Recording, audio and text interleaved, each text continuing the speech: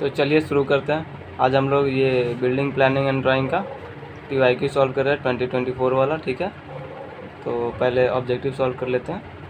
पहला जो है ऑब्जेक्टिव है वो बोल रहा था distance between the dimension line and outline of the object is generally keeped about 8 mm।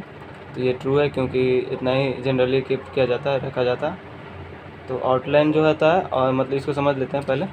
Outline of object और डायमेंशन लाइन की बात करें तो मतलब कोई भी ऑब्जेक्ट है तो उस ऑब्जेक्ट का, और ये जो डायमेंशन लाइन हम लोग यूज़ करते हैं इसका डायमेंशनिंग करने के लिए, तो ये जो डायमेंशन लाइन है ये जो भी है जितना भी mm रहेगा, तो इस डायमेंशन लाइन और ऑब्जेक्ट के बीच का जो डिस्टेंस है ये 8 mm मिनिमम रखा जाता है, ताकि क्या ऐसा ना हो कि मतलब डायमेंशन लाइन और इसमें कुछ मतलब अंतर ही ना रहे। आउटलाइन और डायमेंशन लाइन कोइंसाइड की तरह नहीं लगना चाहिए या मर्ज होते हुए नहीं लगना चाहिए, ठीक है। और दूसरा क्वेश्चन है the suitable pitch of the stairs. तो सूटेबल पिच जो भी है वो 15 से 40 के बीच में ही लाई करता है। तो मेरे हिसाब से यहाँ पे 15 और 45, 60 और 30 है, तो 30 एक सही ऑप्शन लग रहा है। और see the plinth height of the building from the crest of the road should not be less than. तो यहाँ पे मिनिमम जो हाइट है प्लिंथ का वो पूछ रहा है, तो मिनिमम हाइट 450 होता है। 450 से लेकर के 750 तक मैक्सिमम जाता है। यहाँ पे फोर्थ क्वेश्चन है the if floor area ratio, FAR है, फ्लोर एरिया रेशियो इसका फुल फॉर्म होता है, इज़ इक्वल्स टू 1। मतलब फ्लोर एरिया रेशियो 1 है, then the area of each floor of a 3 storey building, मतलब 3 स्टोरी बिल्डिंग है तो एक एक फ्लोर का कितना होगा of the plot area, plot area का कितना रहेगा। तो इसका सिंपल सा फार्मूला होता है FAR is equals to total buildup area. तो टोटल बिल्डअप एरिया हो जाएगा और upon buildup area upon plinth area, sorry plot area, ठीक है। तो यहाँ पे टोटल बिल्डअप एरिया 3 इंटू ये है ना, क्या बोलते हैं, यहाँ पे FAR 1 है, तो प्लॉट एरिया जो होगा वो इज इक्वल्स टू हो जाएगा, plot area is equals to total buildup area, total buildup area, ठीक है। तो टोटल बिल्डअप एरिया में यहाँ पे 3 स्टोर है ना, तो प्लॉट एरिया जो भी रहेगा उसका 3 भाग होगा, तो मतलब यहाँ पे ये 1:3 सही ऑप्शन है। कार पार्किंग स्पेस, तो पब्लिक बिल्डिंग में जनरली नहीं, मतलब कि एकदम फिक्स्ड है, ये 20 मीटर स्क्वायर मिनिमम होना ही चाहिए, तो ये 20 मीटर स्क्वायर इसका करेक्ट ऑप्शन है, ठीक है। और प्लांटिंग स्मॉल ट्रीज, कह रहा है कि planting small trees and creepers provide privacy to the building. तो ये एक करेक्ट ऑप्शन है, ट्रू होता है ऐसा, क्योंकि स्मॉल ट्रीज से और क्रीपर्स तो सही नहीं लग रहा है, लेकिन स्मॉल ट्रीज से प्राइवेसी तो हो जाता है, बिल्डिंग का एक्सटर्नल प्राइवेसी मिलता है हमें।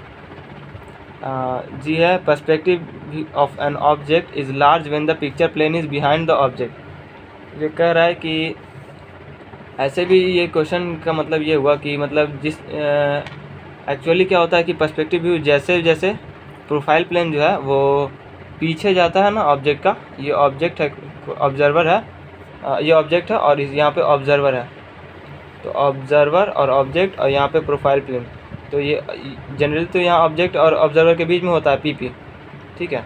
अगर ये पीछे जाएगा मतलब ये डिस्टेंस बढ़ेगा ऑब्जर्वर से, तो जब भी डिस्टेंस बढ़ेगा तो वो ऑब्जेक्ट सॉरी जो ये होगा, क्या बोलते हैं, इसका जो व्यू बनेगा पर्सपेक्टिव व्यू वो बड़ा होगा, डिस्टेंस बढ़ेगा तो वो भी बढ़ेगा। वैसे भी कोई ऑब्जेक्ट मान लीजिए, देखिए यहाँ पे सही से समझते हैं इसको, ये कोई ऑब्जेक्ट है, 3D ऑब्जेक्ट लेते हैं यहाँ पे, ठीक है, ये 3D कोई ऑब्जेक्ट है, ठीक है। अभी यहाँ पे सामने में यहाँ पे ऑब्जर्वर है, ठीक है, और यहाँ पे अगर इसके सामने रखते हैं PP हम लोग, ठीक है, और यहाँ पे जो कन्वर्ज करेगा, अगर एक ही पॉइंट से कन्वर्ज करता है तो इसका सारा पॉइंट जब यहाँ पे आएगा तो इस पे कुछ एक छोटा इमेज ही बनेगा, और जब ये पीछे जाएगा तो इससे होकर के ये पीछे एक बड़ा PP पे एक बड़ा क्यूबॉइड बनाएगा, ठीक है, इसलिए इसका ऑप्शन भी ये भी ट्रू होगा और यहाँ पे ये ट्रू होगा, ठीक है।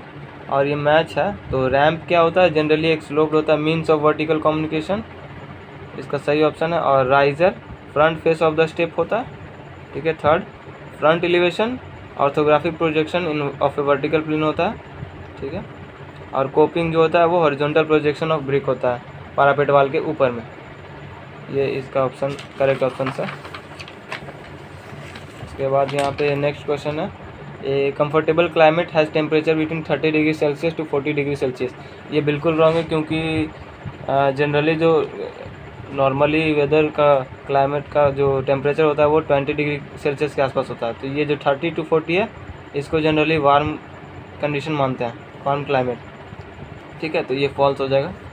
फिर नेक्स्ट है, a frame structure cost more या लेस या same than a load bearing structure for more than 2 storey. मतलब कह रहा है कि कोई फ्रेम स्ट्रक्चर बिल्डिंग जो होगा उसका कॉस्ट ज़्यादा होगा या सेम होगा या कम होगा लोड बियरिंग स्ट्रक्चर के मुकाबले में अगर 2 स्टोरी से ज़्यादा बनाते हैं। तो जनरली क्या होता है कि जब मल्टी स्टोरी बिल्डिंग बनता है तो हम लोग फ्रेम स्ट्रक्चर का ही यूज़ करते हैं, क्योंकि इसमें कॉस्ट कम आता है। तो इस हिसाब से ये जो है ये लेस हो जाएगा, the frame structure cost less, क्योंकि 2 स्टोरी से ऊपर हो रहा है तो मल्टी स्टोरी बिल्डिंग हो गया। तो वैसे भी multi storey building load bearing structure पे सपोर्ट सही से नहीं करता है और वो लोड ट्रांसफ़र सही से नहीं हो पाएगा, ज़्यादा से ज़्यादा 3 स्टोरी तक या 4 स्टोरी तक जाता है। उससे भी ऊपर जाना तो फिर फ्रेम स्ट्रक्चर चाहिए ही चाहिए। एक तरह से कॉस्ट भी कम करता है और लोड का डिस्ट्रीब्यूशन भी सही से होता है। तो ये 10 क्वेश्चन हमारा हो गया ऑब्जेक्टिव का। आगे ग्रुप बी का सॉल्व करेंगे।